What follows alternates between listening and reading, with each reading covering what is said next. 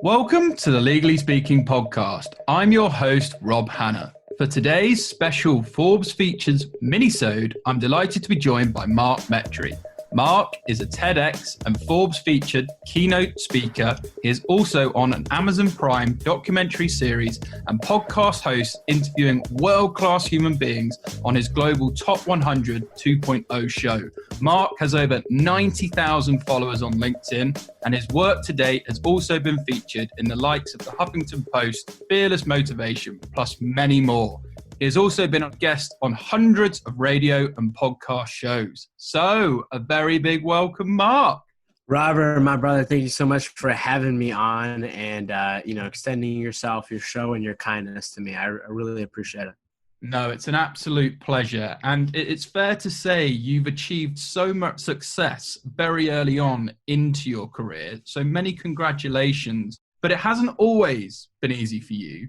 So would you like to tell our listeners a bit about your story? As I believe once upon a time, you couldn't even make direct eye contact with anyone and suffered from social anxiety and health issues. So tell our listeners a bit about you and your story.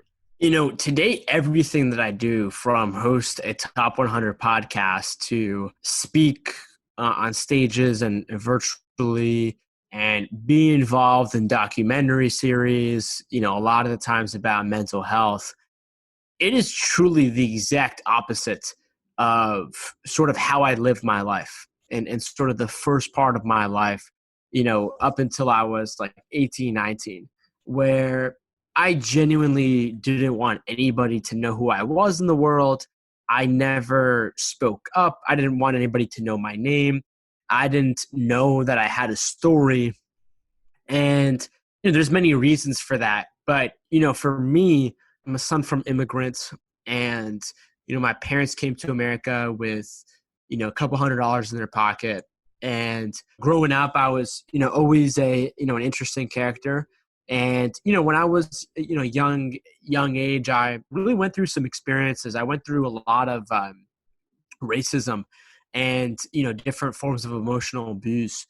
And so for me, growing up, I was just always that super shy, always quiet kid who always sat in the back, never spoke up, always sat alone, really had no friends. And, that was me until I was 18, where my life sort of took an even darker turn, where my lifelong social anxiety transforms into social isolation.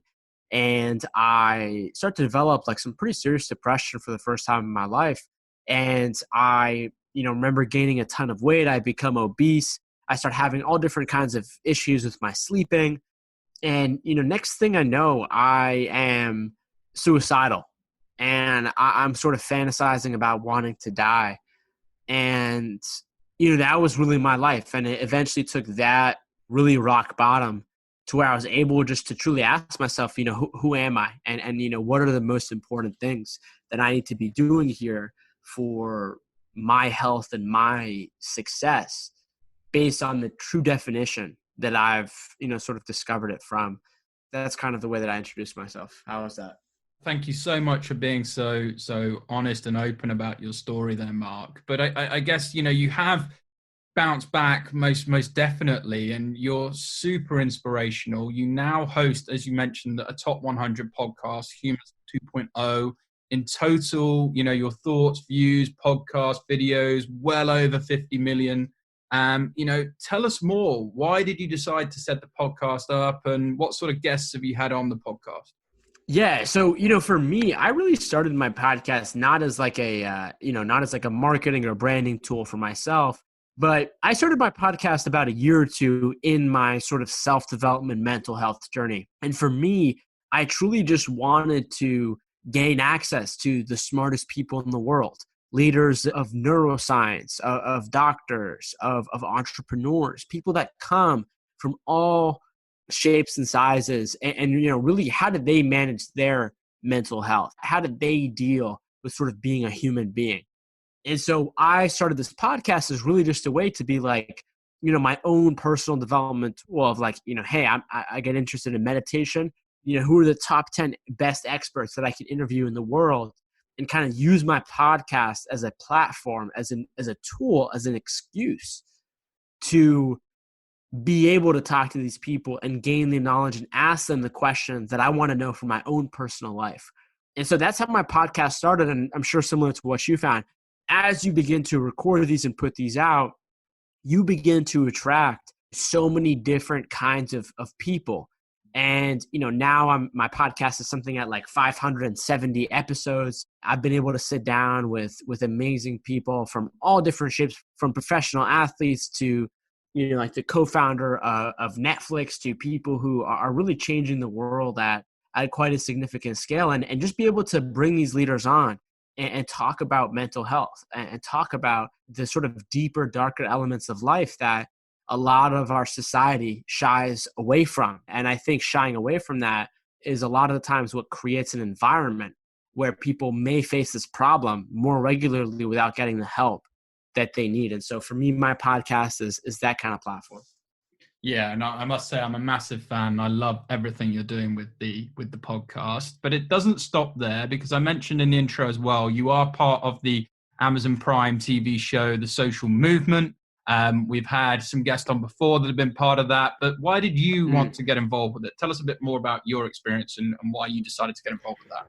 Yeah, brother. So, I'm a young guy. I'm 23 years old. I, wasn't in my college too long ago, wasn't in school too long ago. And, the more and more I'm just understanding more about the world, the more I'm realizing that we have these different systems in our society. And the reality is that, an individual can change, like, for example, like me, but we need to have a bigger sense of change, that can affect many people. And so when I was approached by the social movement, asking me to reinvent the education system and being on that team, that's one of the most, that's literally like the little kid inside of me really just sort of lit up, because as someone who's got out of the education system and, I have all these different insights and different ways that I would change it, especially what I know about mental health, to maybe one day either build or at least inspire the people who will build the next generation of the education system, of the school system. And I mean, just imagine a world where kids can go to school, and imagine being in an environment where, we can teach kids, hey, before you learn some skill, maybe you should learn how to use your mind. Maybe we can teach kids how to communicate. How do they regulate their emotions? How do they regulate their own brains by themselves? How do you understand different important aspects of life, from like food to social skills? And so we're really adamant about building this education system that can really teach the things that we sort of wish, especially the things that we've learned to be really important in life, of how do you manage your own mind. And so I'm super excited to be a part of that. And then also to be a part of other different kinds of, documentaries. I'm involved in a different documentary series episode, and, being involved in all these different forms of mediums enables you to send out a message to different people using different mediums. And I think that's really how we hit more people around the world. And so I'm super excited for those, and thanks for asking. No, and I wish you lots and lots of continued success with that, because I think it's such a wonderful initiative, and I can't wait for it. You also have authored your book, which I love, called Screw Being Shy. Tell us more about that. Yeah, man. So, for me, I'm a speaker, and I would go around and I would speak to all different kinds of people. And, you're a speaker too. And you know that, different kinds of people walk up to you and they have different questions. Some people would just kind of like ask you for general advice, like, what's your advice for entrepreneurs? But I would notice, Robert, in each city that I went to, and I remember last year, I went to every major city in America and I spoke there.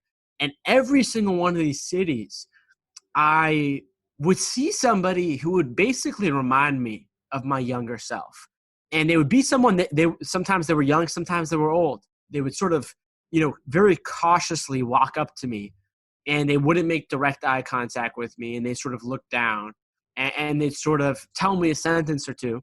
And they would ask me, hey, Mark, how did you go from someone who was a socially anxious introvert their entire lives to be able to, speak up on a stage, about your life, about being vulnerable? And so I remember just this would happen to me time and time and time and time again. This is a topic that is very, far-fetching, especially when you look at the root cause of it. And so I was just like, I need to write some book that exists that can show someone how if they're in a spot where they feel like they're not necessarily just introverts, there's nothing wrong with being an introvert, but they feel like sort of introversion has taken over their life. They feel like they're too shy. They feel like they have social anxiety and they want to stand up and they just want to say, I'm done with this. I'm sick of this. Screw being shy. And so I wrote this book for that exact kind of person, man. And it's truly been a crazy journey ever since it's been out since March. Yeah, and I must say, I definitely encourage people to check it out. It really is fantastic. And look, as we look to sort of wrap up, Mark, a couple of things I just wanted to ask. Firstly, how does it feel, from where you were in that place, that quite dark place before, but to where you are today, where you are regularly featured in the likes of Forbes and others? How does that make you feel, and how do you reflect on that success? To be honest with you, what I've learned, man, is that there's different problems at different levels, right? And so the reality is that once you become successful, there's an entirely different set of problems, and some would even say that there's potentially more problems. But one of the biggest things that I've truly learned, man, is like, I've been learning all this stuff about mental health, and sort of in front of me, I see, the effects that success can have, quote unquote, on your mental health. And it's truly led me to just like understand that, I think success is one of the biggest traps out there. I think it's this trap of like, we get to a point and we think we're successful enough, and then we start to slack off, and this may lead us to being unsuccessful again. Everyone has their own definition of sort of feeling successful. It could be financially, it could be your brand, it could be your health, it could be your happiness. Honestly, for me, I'm just in a spot where I'm consistently growing, self-growth. And I'm just consistently asking myself, how can I be of service to other people? Because, I've made so much progress for myself. I share my blessings of life. I'm grateful for things every single day. And it's super important. But I'm also mindful of the fact that, I've met a lot of people who are way more successful than me. I've met a lot of people who, maybe, more successful on paper, quote unquote, or online. But I know the traps of success. I know how the mind works. I know how, mental health can come across and can really harm these things. And so for me, honestly, man, I'm just in the spot of just like, making sure that, I'm good at a good level. I don't feel like I am complacent.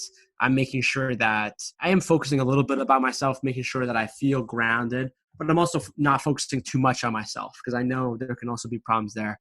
And so, yeah, man, I'm just living my life, and I'm just trying to do meaningful things, with meaningful people and organizations and ideas and initiatives that can help the world, can help at least one person. And so that's the best answer that I could give.